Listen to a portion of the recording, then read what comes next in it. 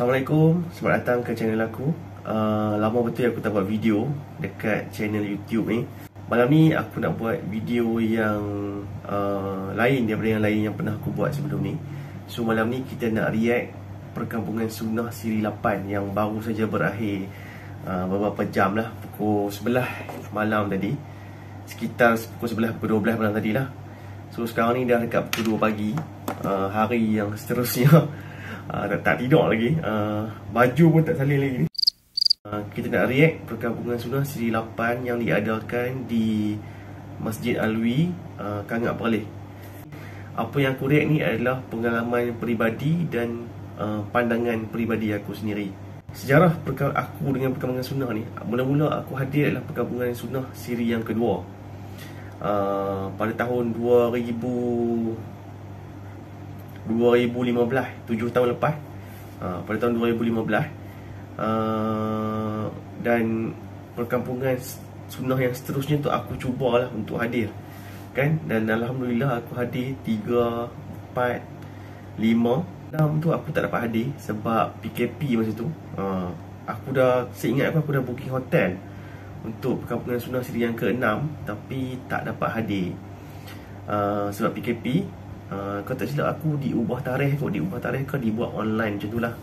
Kemudian Perkampungan Sunnah siri yang ke-7 pun aku tak dapat hadir juga pasal tu, sebab ada clash lah dengan event lain, dan aku pun tak dapat nak ambil cuti pada masa tu. Kita terus ke Perkampungan Sunnah yang spesifik lah untuk siri yang ke-8 ni, yang aku hadir pada kali ni. Dengan tema dia adalah membantras syirik, menghapus khurafat. Okey, ini pandangan peribadi aku lah, kan.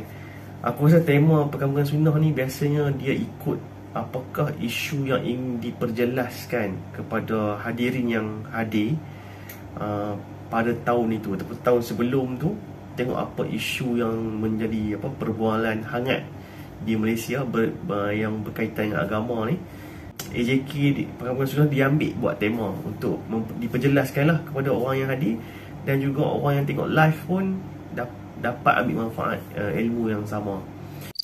Okay, sebelum aku nak mulakan react dengan poin pertama ni, dulu aku ada share lah tentang aku join Perkampungan Sunnah ni. Aku tak ingat pada siri yang keberapa.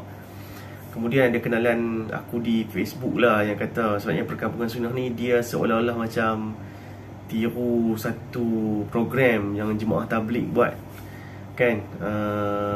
Maulana Zakaria kot, kata silap aku lah, buat untuk Jemaah Tabligh pada masa tu. Dan aku buat satu benda yang bodoh lah, which is aku pergi reply dekat orang tu macam so what, kan? Tapi itulah, aku ada, biasalah masa tu kita pun baru join, kan, betul semangat terlebih, kan, pergi reply macam tu. So kalau dia tengok video ni pada hari ni, aku minta maaf lah untuk reply aku pada masa tu. Aku cari kat Facebook, tak jumpa dah reply tu. Dan kalau itulah, kalau dia tengok video ni, aku minta maaf kalau reply aku tu macam mengguris hati dia lah sebenarnya, kan. Terus ke point, aku ada buat point sikit lah, kan. Nanti kan sembang merapu pula, kan, dalam video ni. Okay, first yang kita nak react adalah masa, time, date and time lah.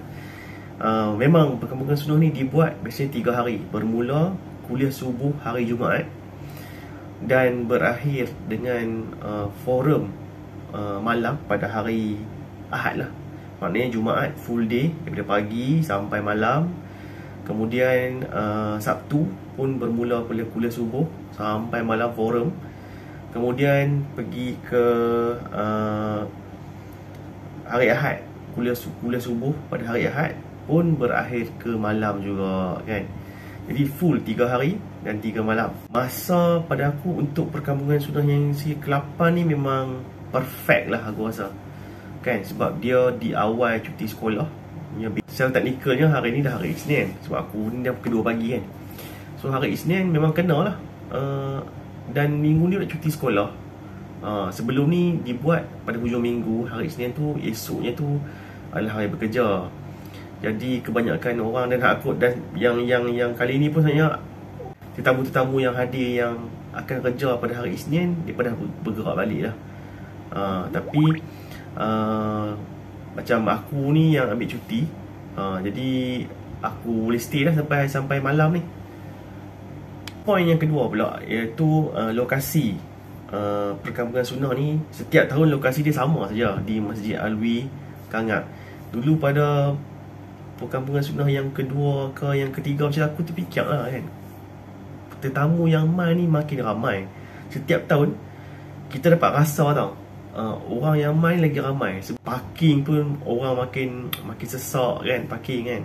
Memang kita boleh rasa lah, bila time nak sembahyang maghrib tu memang akan penuh sampai melimpah, sampai keluar orang sembahyang kat bawah kemah dan sebagainya. Lokasi ni tak diubah. Aku tak tahu kenapa AJK tak ubah, tapi aku ingat dulu adalah sekali Dr. Mufti lah kan, Dr. Mazhar pernah bagi tahu lah, sebab perkampungan sunnah ni dibuat di Masjid Alwi ni sebab dia adalah pengerusi jabatan kuasa di Masjid Alwi. Mungkin boleh buat je di stadium ke apa kan yang lagi besar, tapi dia memang, aku rasa ni sentimental value lah kot. Sentimental value dibuat di sini dan okey juga. Di sini pun selesa je, tak ada masalah. Lokasi selesa, lepas tu dekat dengan pekan kan. Kita kalau tiba-tiba kita ada urusan lain kita nak pergi pun senang. Hotel pun ada 2-3 hotel yang berdekatan kan. Jalan pun tak sesak sangat kan. Walaupun ramai-ramai mai ni, still lagi orang boleh lalu lalang dengan okey lah. Okey, kita masuk poin yang ketiga, iaitu penginapan untuk tetamu lah. Okey, masa mula-mula dulu aku join, aku perasan ada orang yang tidur di masjid kan. Mereka bawa sleeping bag, lepas tu mereka tidur di masjid. Memang aku respect lah. Ada yang main daripada Selangor kan, naik bas.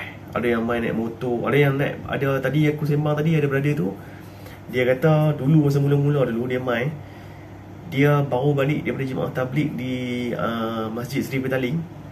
Kemudian dia tak sampai rumah lagi. Masa tu dia tengah tunggu bas nak balik. Lepas tu ada kawan dia beritahu ada perkampungan sunnah ni di Perlis ni. Pergi lah kan. Lepas tu dia terus beli tiket bas, turun di Kangak ni. Turun di Kangak. Lepas tu dia ambil taksi ke macam mana tak tahu, sampai di masjid.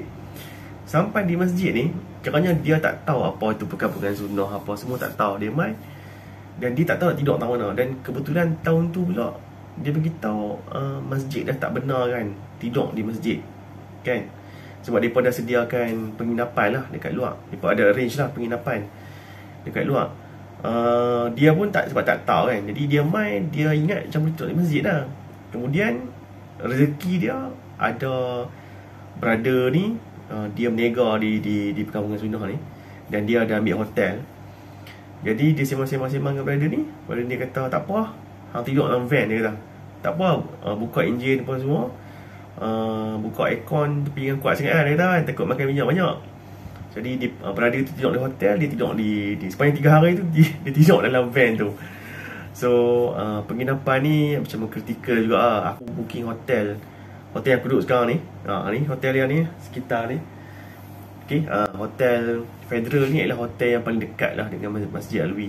Aku pernah duduk di hotel yang jauh sikit, jauh banyak pun pernah sebab lambat booking. Jadi untuk dapatkan hotel Federal ni memang kena booking awal lah. So experience aku dah 2 ke 3 kali dah. Daripada total 5 yang aku attend, aku rasa 3 kali aku duduk di Hotel Federal ni, termasuk yang ni lah kali ketiga. Aku pernah duduk di Sri Garden, dan aku pernah duduk di satu hotel dekat Simpang 4. Jauh ke 20 minit daripada sini. So kalau penginapan jauh ni struggle sikit lah kita nak main kan. Tapi bila keluar saja poster, sekitar bulan-bulan 2 macam tu lah, aku tengok, aku terus booking Hotel Federal. Sebab Hotel Federal yang dekat ni, dia sebenarnya kalau kita nak cancel pun kita boleh refund balik, tak ada masalah. Dan tahun ni ada penambahbaikan di mana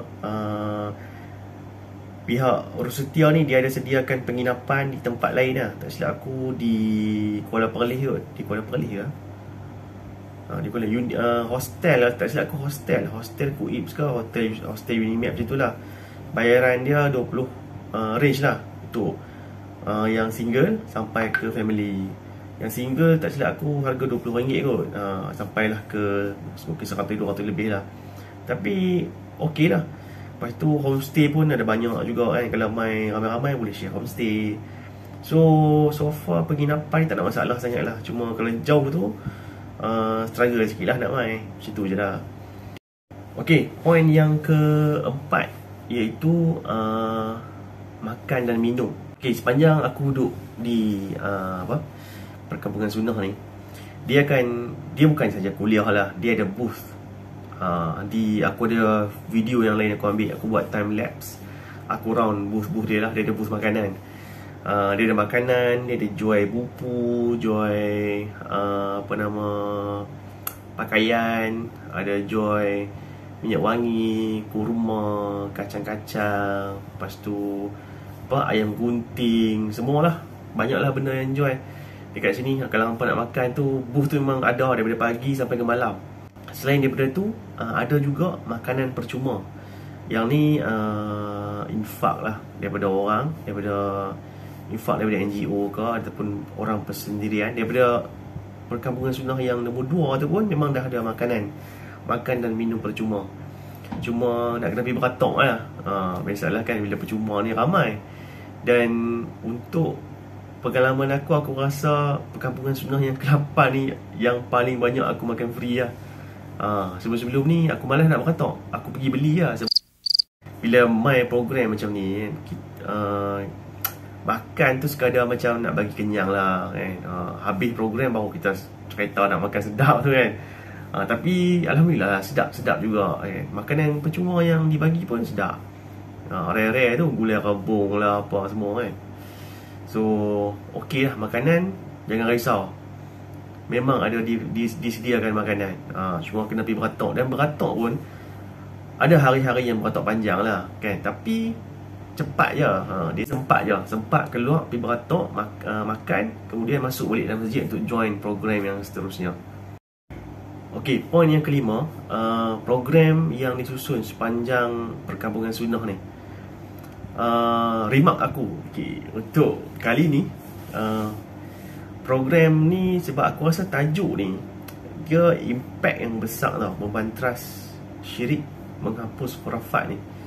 Dia tajuk yang besar. Tapi untuk perkampungan sunnah yang siri yang ke-8 ni, aku rasa dia macam kurang dikembangkan. Dia kurang diperkembangkan lagi. Macam sebelum-sebelum ni aku suka macam masa tahun yang cerita pasal kegemilangan Imam Mujtahid.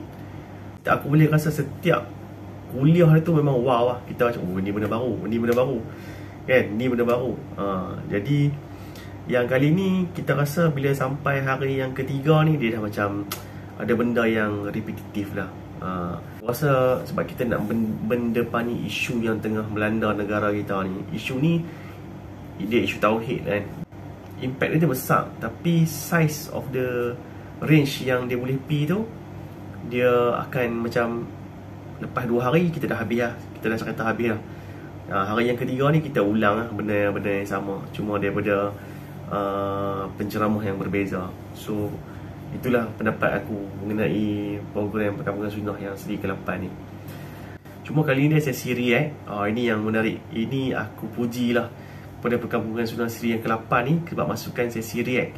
Cuma sayangnya sesi react yang pertama tu aku tak dapat join sebab aku dah ada kat sini dah masa tu. Tapi aku tak boleh join sebab aku ada meeting online dengan office pada pukul 5 lebih macam tu. Allah. Tapi tak apalah. Kemudian aku dapat join sesi react dengan Ustaz Syahabuddin yang hari yang kedua, hari Sabtu, dengan Abang Johan. Abang Johan memang terbaik lah, Abang Johan. Kemudian sesi react yang ketiga tu, alamak, yang ni agak mengecewakan lah. Aku tak tahu kenapa AJK tak ambil Ustaz Syahabuddin sekali lagi. Bila Bro Amin take over, React ni dia tak jadi sesi react, dia jadi sesi macam kuliah, sesi tanya pendapat dan sebagainya kan. So tak kena lah. Patutnya Ustaz Syahabuddin tu dah cantik dah.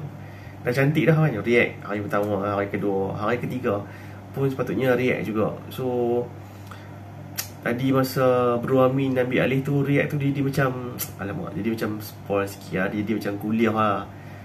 Dia banyak tanya soalan-soalan yang tak relevan lah. Soalan-soalan yang Bro Amin tanya, Sabri Yunus dah jawab dah. Channel apa, Haji Zainal, Zainal Syed Ahmad, ZRA Stream. Sabri Yunus dah banyak dah cerita tentang background dia apa semua dekat situ. Jadi aku rasa tak payah tanya lah. Sebab kita nak buat react kan, kita nak tanya background Abang Sabri Yunus, kita nak react dengan video kan. Dan kalau boleh sesi react ni jangan ada 2 orang. Aku rasa mungkin AJK buat 2 orang tu takut yang selebriti punya ni tak boleh nak cope kan dalam masa sejam tu. Jadi dia buatlah 2 orang. Tapi sebenarnya boleh, selebriti boleh cope je dalam masa sejam ni, tak lama. So aku rasa sesi react ni kena buat Ustaz Syahabuddin dengan seorang sahaja. Overall program okey. Satu lagi untuk sesi perkabungan sunnah kali ni, aku rasa tak puas dengan sesi Ustaz Ikram dan juga Ustaz Nurdrus. Ni aku rasa untuk perkabungan sunnah siri yang ke-9 tahun depan kalau nak buat, kena bagi depa 2 ni dalam satu pentas. Aku rasa ini good pair. So, untuk poin yang ke-6, penceramah ni, aku nak buat remark sikit lah. Aku sendiri aku merindui Dr. Mazli Malik dan juga Dr. Zaharuddin. Dr. Mazli Malik dengan Dr. Zaharuddin, ini yang kita rasa miss lah kan. Sebab 2 tokoh ni tak ada dalam siri yang kali ni. Aku rasa siri yang ke-7 pun tak ada. Aku rasa kalau perkabungan sudah nak buat siri yang ke-9, aku harap perkabungan sudah jemput lah kan. Jemput Dr. Mazli dengan Dr. Zaharuddin lah. Sebab dia orang ni datang daripada background yang berbeza, dan mereka pun kerja dan application dia orang pun dalam bidang yang agak berbeza daripada penceramah bebas dan juga orang lain yang ada jawatan dalam institusi agama.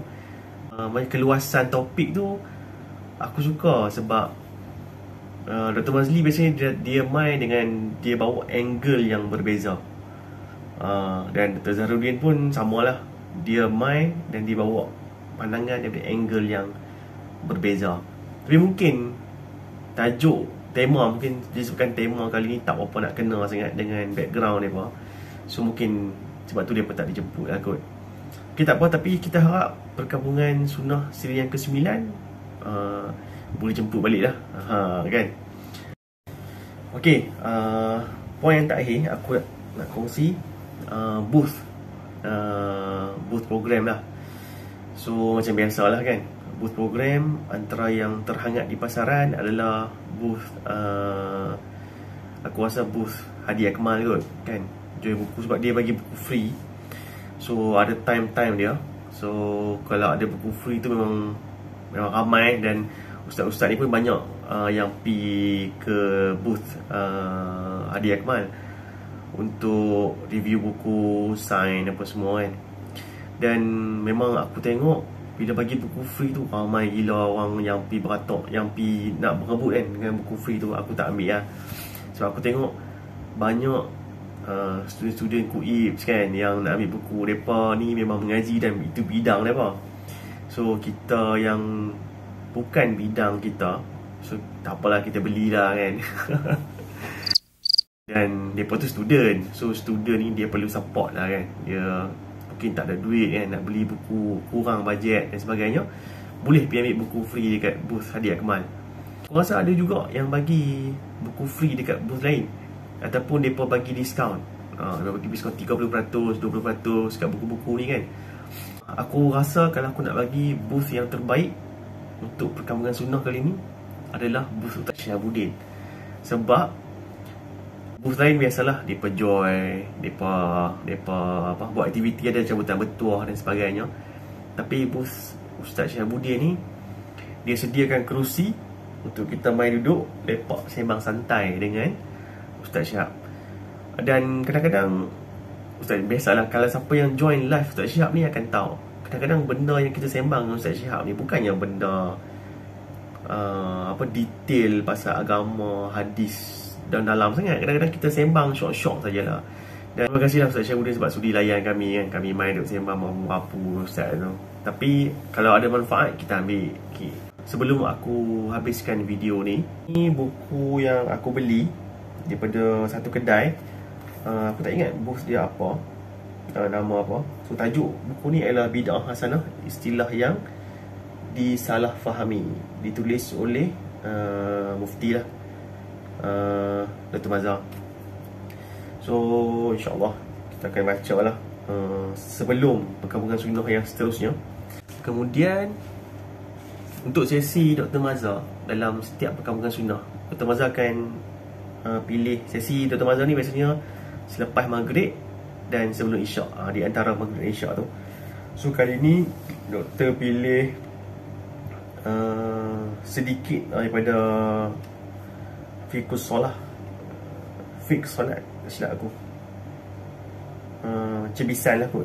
Ni memohon pertolongan dengan orang mati dan memohon segala hajat daripada mereka. Tulisan Al-Imam Al-Allamah Dr. Yusuf Al-Qaradawi rahimahullah. So kita sebagai orang Islam, macam aku ni personal aku,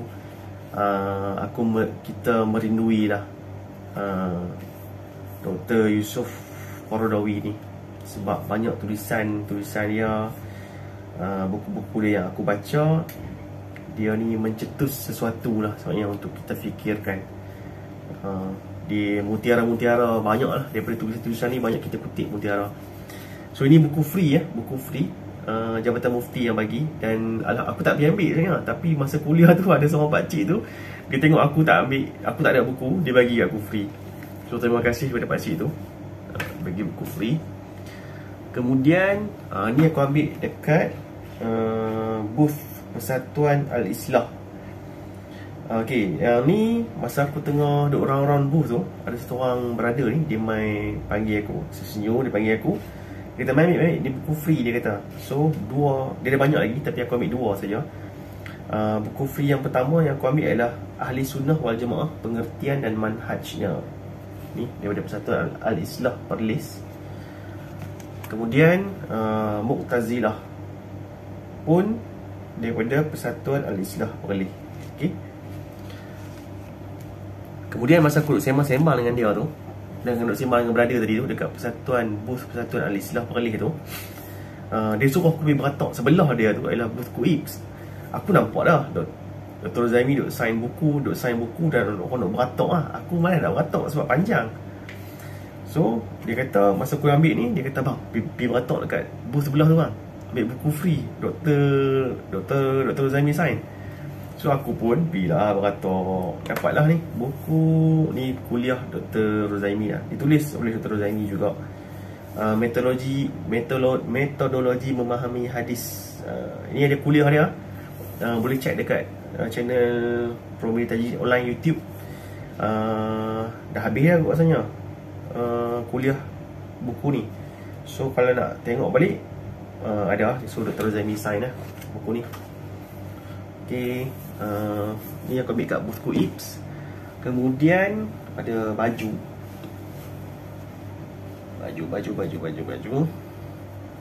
Sat, alih Sat. Okay, ni baju perkampungan sunnah. Macam biasalah, ni merchandise setiap tahun beli. So senang lah nak tengok last perkampungan sunnah aku pergi bila. Just buka lemari, adalah baju ni. So design perkampungan sunnah, belakang ada tema dia. So ni beli daripada booth Suara Sunnah. Okay. Kemudian Allah Akbar, satu baju lagi beli daripada booth Ustaz Syihabuddin, projek Memandaikan Umat dengan Ilmu by Syihabuddin Ahmad. Alright, ni baju yang kedua dan barang terakhir yang aku beli. Ni bini aku pesan.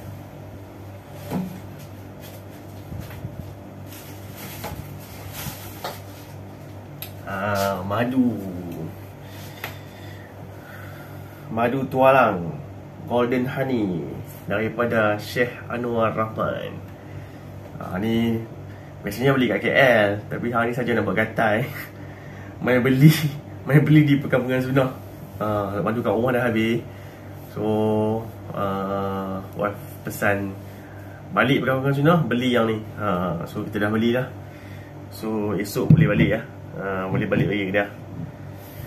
Okay, so itu sahaja untuk siri Perkampungan Sunnah, react terhadap program dan segalanya lah tentang Perkampungan Sunnah siri yang ke-8 kali ini. Dan aku dapat feedback yang ada lagi yang tak dapat join kali ini, nak mai pula tahun depan. So harap doa umur panjang. Kalau ada rezeki, aku akan cuba main untuk Perkampungan Sunnah siri yang ke-9 tahun depan. So jumpa lagi dalam video yang akan datang. Kepada yang nak jumpa di Perkampungan Sunnah, kita jumpa, kalau ada rezeki lah, kita jumpa tahun depan insyaAllah. Okay, Assalamualaikum.